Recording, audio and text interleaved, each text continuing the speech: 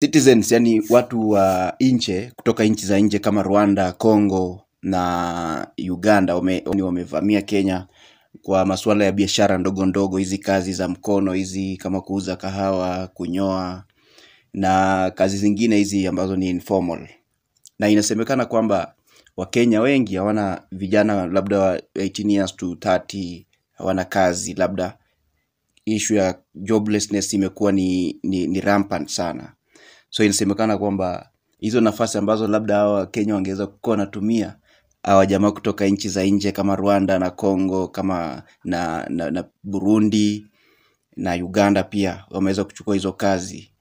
So shida ni wapi? Ni nchi yetu ama katika ile offices za immigration office ndio wamewafungulia ama wamewachilia wananchi kutoka nchi zingine kuja katika nchi ya Kenya kuchukua hizo opportunities, ama ni Wakenya wako wazembe? Pia kuna ripoti ambayo inasema kwamba Wakenya wengi ni wamezembea ama wanaibikia hizi kazi ndogo ndogo kama kuuza kahawa, kama kazi ya kunyoa. Ilikuwa ni kazi ambayo watu wengi wako wameichukulia kimaanani kama inaweza kuwa ni kazi ambayo inaweza kuleta kitu kwa meza.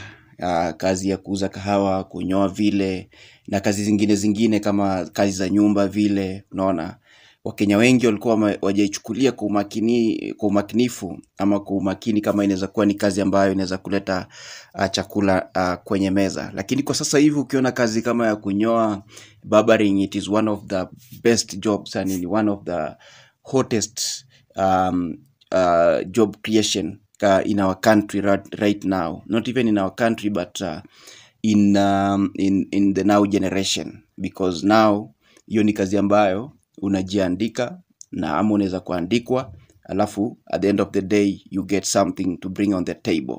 You see, hizo ni kazi ambazo zinahitaji tu your skills. Unaona, so Wakenya, inasemekana kwamba Wakenya wengi wako wameichukulia maanani. So hatujui kama ni hivyo ama ni ukweli.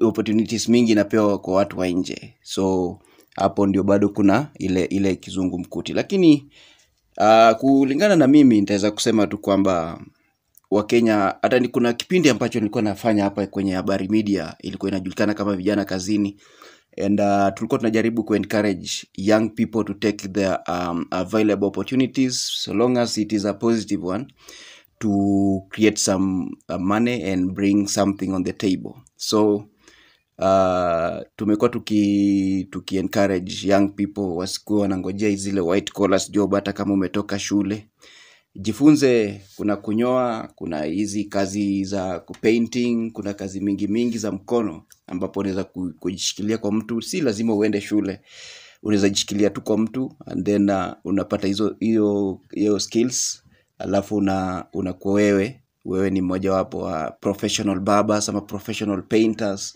ama professional vitu mingi kama hata shoe shining, just to make the end meet. So that you get something before you get something before you get to something that you studied for. Unaona, uuzaji wa nguo, unaona vitu kama hivyo.